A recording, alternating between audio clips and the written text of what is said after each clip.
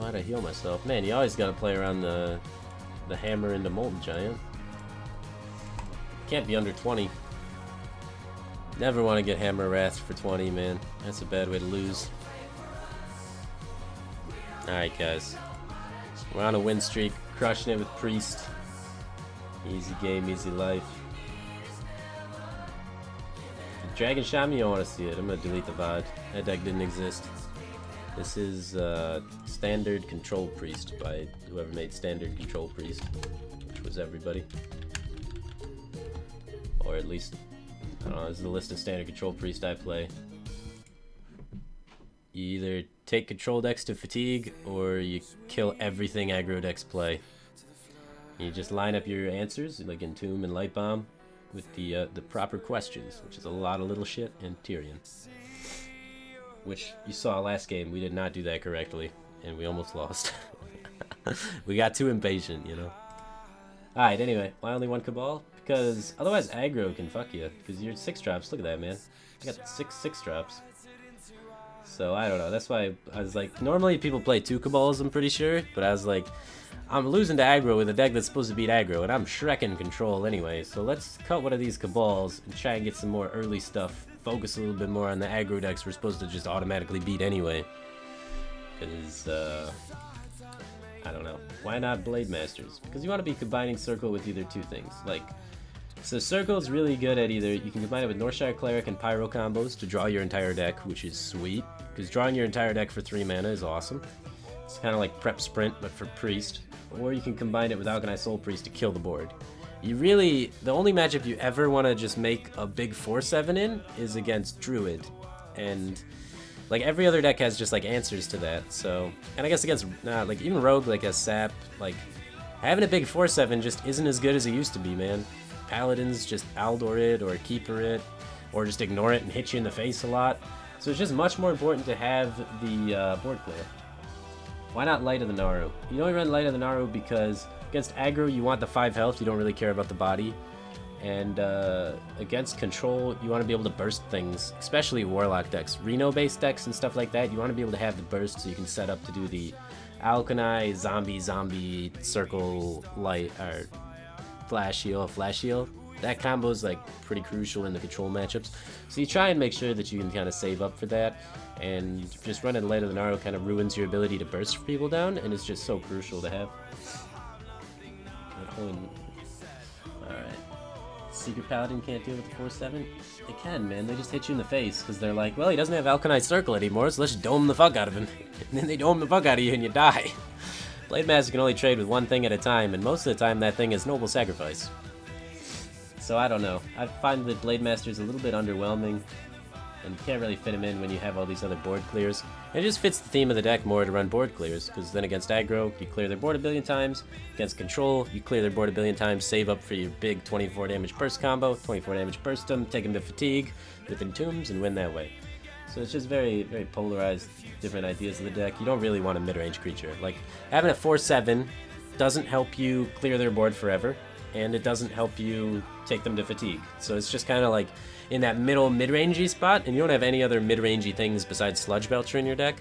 And Sludge Belcher isn't really a mid-rangey thing, it's more just like the best heal card, because it heals you more than Heal Bomb most of the time. So...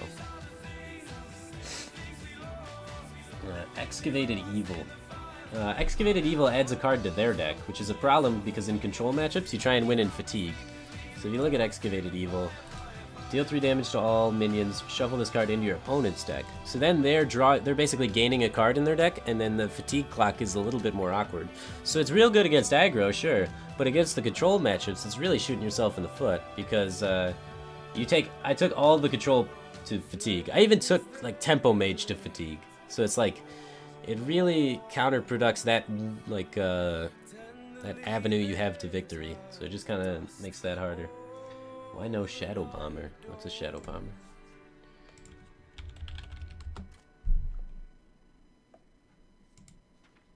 Oh, this is because this card is bad.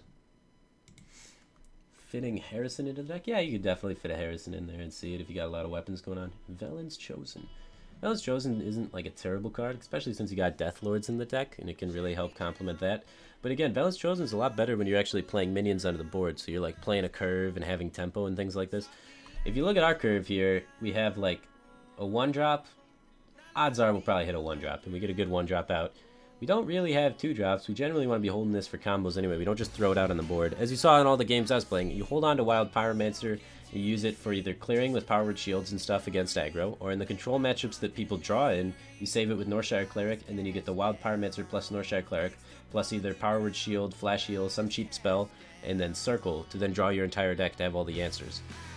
So, like, you don't really have 2-drops to then buff with the Velen's Chosen, so your only real buff cards that you're hitting with Velen's Chosen is, like, your Death Lord, which is, like, only 2 3-drops. You're not even running 4 3-drops. So, like, odds are you don't have minions on the field to really tempo them out with, and it's just not fitting the game plan of the deck, right?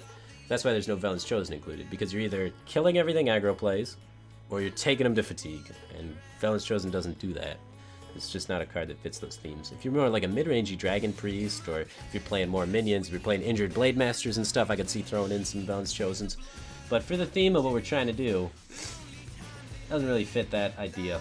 Thoughtsteal is a real good good card against control. You can act as a Wild Pyromancer proc as well, help you outvalue control decks. So I could see that being a good tech choice, especially if you're versing a lot of control warriors or something like that. Definitely a card you could throw in there. Justicar is essential in this deck, that's true. What would you replace Light Bomb with if you didn't have it? There's not really a replacement for Light Bomb. It's just kind of like one of the main cards in the deck. You keep it off the mulligan a lot, which is weird because it costs 6, right? But you really need it to help clear against a lot of decks. Like against Control even, like Control Warrior or something, I'll just keep Light Bomb. And just because you need to have it at some point to be able to deal with the minions they play and just get the game to be slowed down enough. And because all your other cards just die to their weapons and you just want to be answering them. So you just ignore the fact that they have weapons, don't play any minions, and take the game super slow. Why isn't seeing Elise? Elise isn't that great. The problem with Elise is you don't usually have too many cards left when you play it, and then you're trying to take him to fatigue. So in the control matchups where Elise could be your answer to the game, you're going to have cards like, your hand's going to be like Entomb, Death, Light Bomb, and that's it. And then you're going to be like, well, I can play Golden Monkey and turn all these into legendaries. And then they just bomb train you because they're Control Warrior or whatever, and you die. Whereas if you just didn't play Elise, then you could just, they play Grom, you Shadow or Death it, they play whatever, you Entomb it, they play whatever, you Light Bomb, and then you win the game.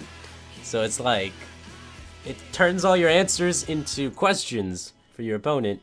And your opponent generally just has better questions than you have because they just play the best legendaries and you get random-ass legendaries. So in the control matchup, you're just changing your answers to legendaries into legendaries, and then you're having random legendaries against their constructed deck legendaries. So now you're just playing a bad legendary arena draft against Control Warrior, and it's not good. It's not good. So that's why it's better to have that. Any replacements for Entomb and Museum Curator? Now, Entomb's the only reason you're able to take other control decks to fatigue. If you didn't have Entomb, you couldn't take other control decks to fatigue. If you can't take other control decks to fatigue, then your entire game plan against control is out the window, and your deck now only beats aggro. So that Entomb's 100% essential. Did Paletris work? Paletris is more of a tempo-oriented card. If you're playing a Paletris sort of deck, then you'd want to be winning by having minions on board. This deck doesn't win by minions on board. This deck wins by either killing all your opponent's minions until they're doing nothing and you heal up to 30, or taking a control deck to fatigue and you never really play minions. You just kill their shit. You don't actually even develop a board yourself. So all of like Dr. Boom or or Confessor, all that sort of stuff that is like adds a minion to the board or is a big minion is only good if you're trying to kill him with minions. This deck doesn't try and kill people with minions. Like, we're trying to trade everything. Literally every card in my entire deck I want to trade. I don't want to have anything left in my entire deck. I just want to trade everything with all their stuff and then win in fatigue. And take their shit and outvalue them with Entomb. So it's like, these sort of things, like this is good if you are trying to kill them with minions, but we're not trying to kill them with minions. Boom's good if you're trying to kill them with minions, we're not trying to kill them with minions. So anything like Piloted Shredder is good if you're trying to kill them with minions, because that's a strong minion board card. But we don't have a minion board. Like if you look at this deck, none of this is minion board, except Belcher. but Belcher's more for taunting and healing than for minion board, so that's why. Is second Shadow Word Death really necessary with 2 Entomb? Yeah, we ran out of answers against a Control Warrior that was just like rank 11 and was just running every bomb. So yeah, against standard Control Warrior you should have like enough answers, but sometimes they run extra answers. Death is just an insane card too. Like, a lot of times against Paladin you saw they just randomly king something and smack you in the face with it, and then you death it and win the game. That's just too good to cut. You definitely want 2 of them there. It just deals so efficiently with so many things. It's all about trading. Why no Sylvanas? Entomb's just like a better Sylvanas. Sylvanas is super greedy, and I feel like we can already beat Control pretty much every time by taking him to Fatigue. But, yeah, Sylvanas, like, unless the board's cleared, which we don't take initiative ever, so we Light Bomb for 6 mana, that's our entire turn, right? Then they have 7 mana on their turn to redevelop the board, and then we would place Sylvanas into their already developed board, and then they can then develop more minions and trade and control what happens with Sylvanas, which makes Sylvanas extremely weak since we're never actually ahead on the board to then dictate how it trades. So since we can never really dictate how it trades, it's like not the strongest minion in the world. Whereas if you're ahead on board, you can really dictate how it trades. But against aggro, it's really strong because against aggro, you don't care if they dictate how it trades. You just want to get something out of it, right? And force them to slow down so that they have to attack it, so they dictate how it trades, which absorbs a lot of damage from your face. So against aggro is a pretty good choice, honestly. But against control, they're able to generally deal with it pretty efficiently by just setting it up to have bad odds for you every single time. So it takes up a card slot and doesn't really do enough. I can see it over the Cabal Shadow Priest though, because they do very similar things against aggro, but I think Cabal Shadow Priest is a little bit better against control than Sylvanas would be. But you also get opportunities to then Sylvanas Death, which can allow you to use your Entombs a little bit more liberally against things like Control Warrior, but or other Ysera wielding decks. But yeah, I'm not a big fan of Sylvanas. Anyway, I gotta go play Mulligan Tips. Alright, Mulligan Tips and then I'll be done. But Mulligan Tips, so against pretty much against aggro in general, you're gonna want Zombie Chow, obviously. You're gonna want Museum Curator against every deck. You're gonna want Wild Pyromancer against aggro decks. I wouldn't keep it against like Control Warrior or things like that. Control Warrior, would you keep it against Priest? I don't think so. I don't think so. Only against aggro. And then, so this you keep against everything. This is only against aggro. Northshire Cleric, you can keep against aggro for sure. Against control, you can justify keeping it, but don't play it turn 1. Just don't. Don't play it until you get value off of it against control. And you want to save for combos like Northshire Cleric plus Wild Pyromancer plus Circle. You want to keep Circle in every matchup. Circle is like the best card in your deck. It's like Enervate. It's insane. You want to keep Algonized Soul Priest in every matchup, and you want to keep Death Lord in every matchup. Against control, you can keep Sludge Belcher, and against control, you can keep against Warrior, keep Light Bomb, just in case it's Patron. You just get an auto win if you Light Bomb their first wave of patrons, so keep Light Bomb against Control Warrior.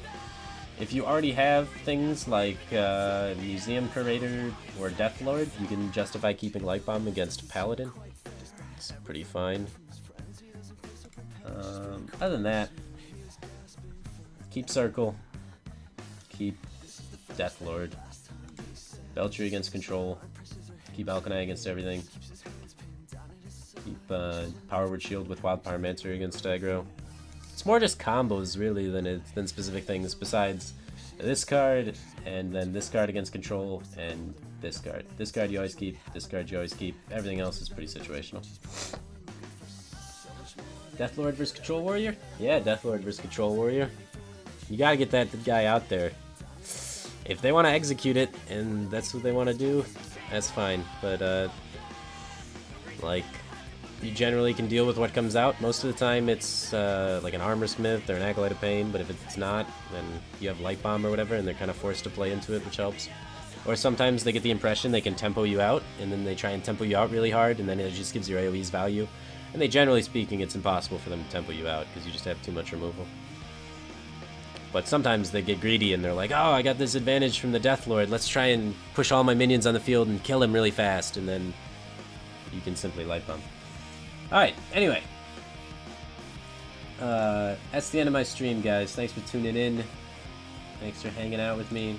I gotta go play mini golf, so I appreciate you all staying tuned and stuff. Hopefully you guys learned some Priest, because that's what I was playing. If not, it's okay. We got a win streak there at the end, so it's pretty sweet. We've been crushing it with the Priest. It takes forever to get a win streak with Priest, man. It's a good 6 hours before you get a win streak with Priest. The deck plays out slow. Anyway,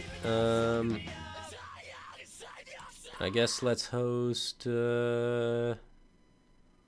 Kibler. Kibler's online. T